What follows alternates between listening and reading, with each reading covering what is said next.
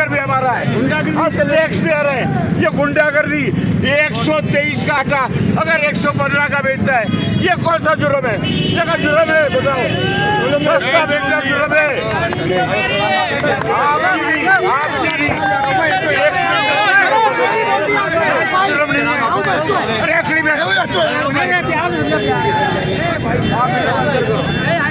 आप मेरे को अंदर करो, मैं आपको सबको दिखाओ भाई।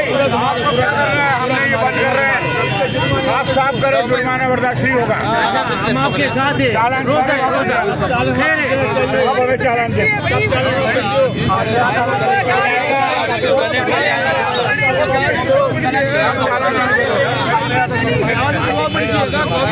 आप सबको दो चालान।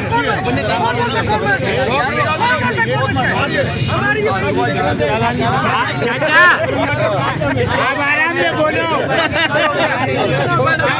आप आराम से बोलो, आप आराम से खड़े रहो, आप आराम से खड़े रहो।